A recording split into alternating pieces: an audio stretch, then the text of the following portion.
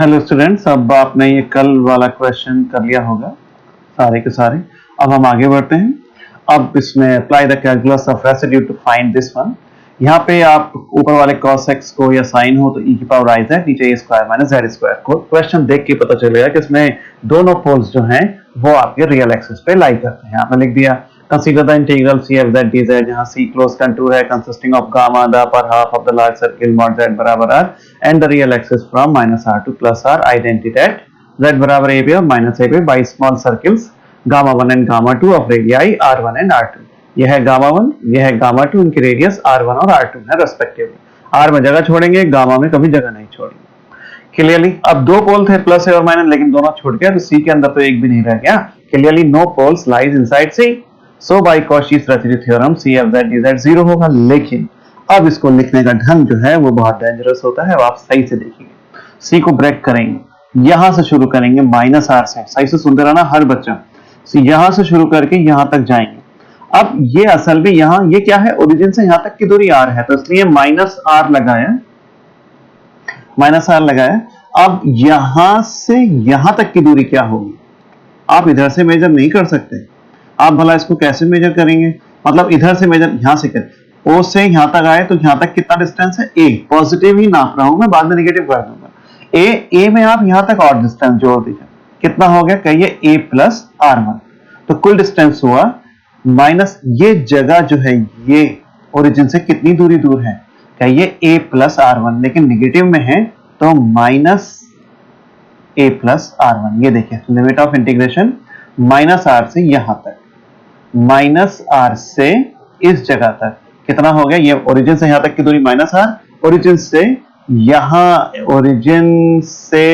यहां तक की दूरी माइनस r, फिर दोबारा ओरिजिन से इस जगह तक की दूरी, मैंने टिक लगाया है ये की दूरी r1 प्लस a, तो इसलिए कहिए माइनस में कर देंगे क्योंकि आप ओरिजिन के लेफ्ट में।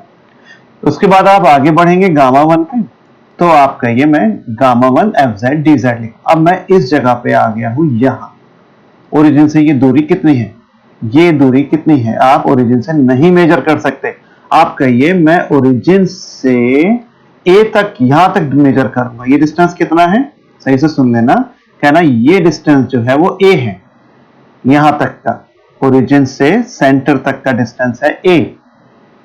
उस a में से ये r1 सब्ट्रैक्ट कर देंगे तो ये जो आएगा ये a माइनस r1, मैंने लिख दिया है ओरिजिन से यहां तक की दूरी है, तो ये शुरू कहां से होगा a माइनस r1 से, लेकिन ये निगेटिव साइड में है तो माइनस में, और जाएगा कहां तक, इस जगह तक जहां मैं एरो लगा रहा हूं। ओरिजिन से ये दूरी कितनी है, आप डायरेक्ट ओरिजिन से यहां तक नहीं नाप सकते। आप कहिए a तक तो मुझे पता है, a में से मैं r2 निकाल दूंगा तो ये डिस्टेंस बनेगा a माइनस r2, तो इसलिए यहां लिखेंगे a माइनस r2। उसके बाद आगे बढ़े तो फिर यहाँ पे क्या हो जाएगा गामा 2, और फिर इस जगह पे आ गए, यहाँ पे ये डिस्टेंस ओरिजिन से कितनी दूरी पे है a प्लस r1, तो a प्लस r2 से कहां तक पहुंच जाएंगे कहिए r। अब फिर कैपिटल R से घूमेंगे गामा, बड़े गामा पे fz dz बराबर 0।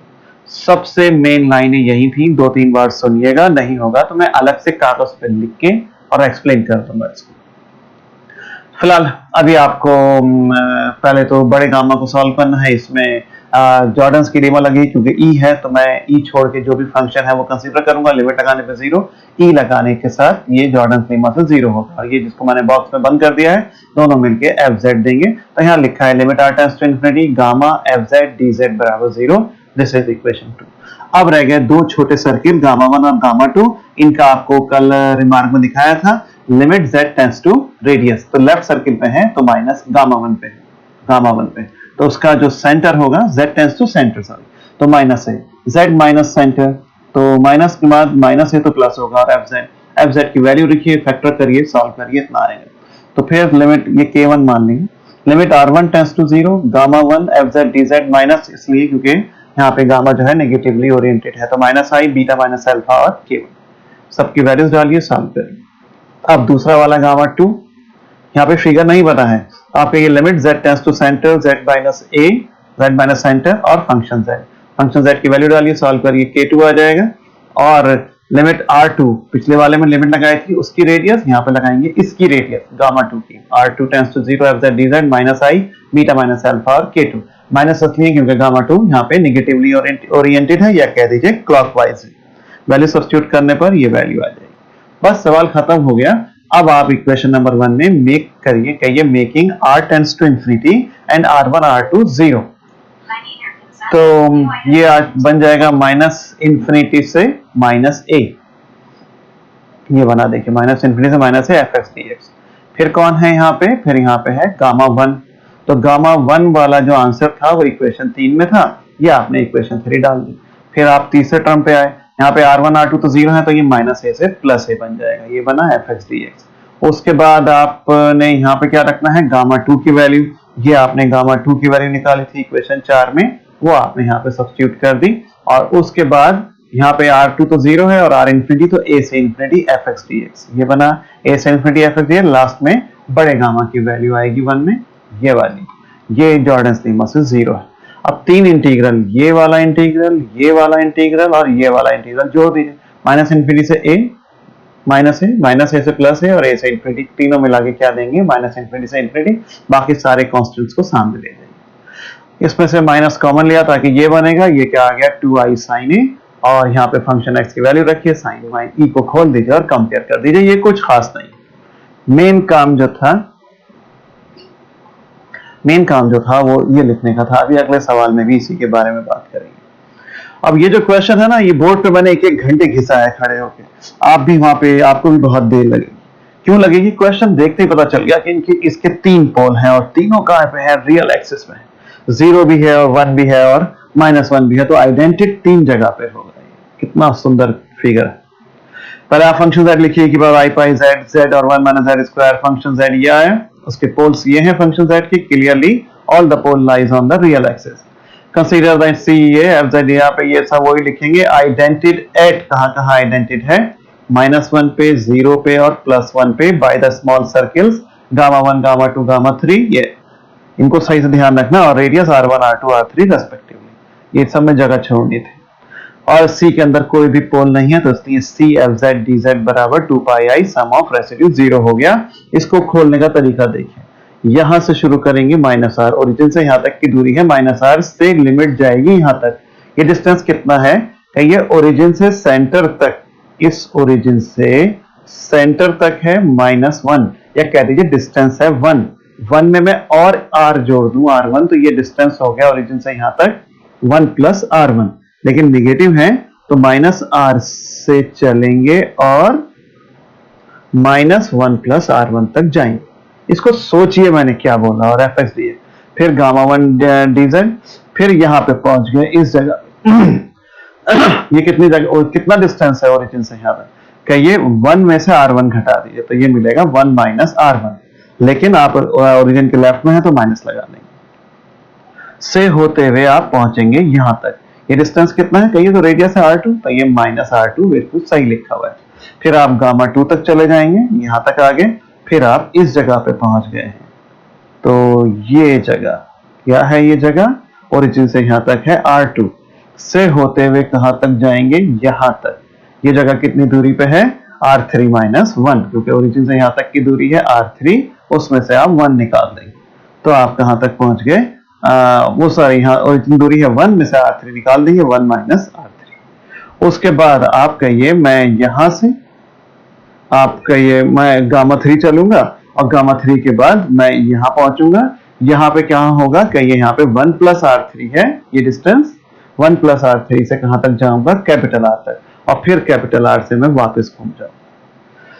बहुत लंबा सवाल, सबसे इंपॉर्टेंट यही लाइन है। अब इसमें गामा 1 गामा 2 और गामा 3 निकालने की लड़ाई होगी, और गामा z सबसे आसान है निकालना, बड़ा वाला। ई को छोड़ के जॉर्डन सीमा लगाएंगे, छोड़ के 0 आ जाएगा। ये करने पर ये बार बार एक ही बात बोलना अच्छा नहीं है। फिर आप कहिए z टेंड्स टू -1, लेफ्ट से शुरू कर दिया, और z -1 और एफ जेड, ये जो भी आया सॉल्व करने पर k1। फिर आप वैल्यू निकालिए R1 की, -i बीटा माइनस अल्फा, ये e और i बाई याद रखना -1 होता है। फिर आप बीच वाला निकालेंगे, लिमिट z टेंड्स टू 0 और z -0, याद है k2। फिर now R2 tends to 0 gamma 2 FZ DZ minus I beta minus alpha K2 आप उसकी वैल्यू रखेंगे आई पाई आ जाएगी। ये ओवरलैपिंग है उससे मत डरिएगा। फिर तीसरा Z tends to 1 Z minus 1 FZ ये आ जाएगा K3। बस अब आप इसकी भी value R3 tends to 0 gamma 3 FZ DZ minus I beta minus alpha K3। Exam में माइनस का कंडीशन लिखिएगा कि क्यों लिख रहे हैं, क्योंकि वो क्लॉकवाइज है। अब आप R टेंस टू इन्फिनिटी और R1 R2 R3 को 0 डालिए 1 में और इन सबको नोट करिए। अब यहाँ पे भैया बोलना बार बार इतना लंबा वापस जाना वहां जाना आसान नहीं है, सीधे ही देख लीजिए।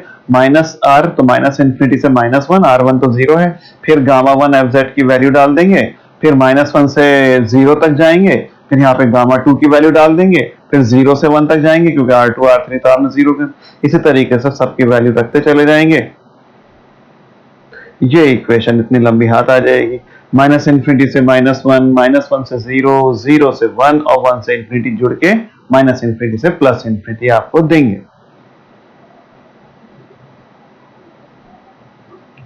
और सब बाकी बचे चीजों को सामने ले जाइए, इसको खोल दीजिए, fx की वैल्यू डाल दें यहाँ पे, इसको खोल दें, कंपेयर करिए और कंपेयर करने के बाद आंसर निकालिए। बस इतना ही रखिए जी, यही सवाल बहुत देर का है, ज्यादा जल्दी में मत रहिए, पहले इतना करिए। मैं आपको फिर अभी दूसरा वीडियो भेजता हूँ।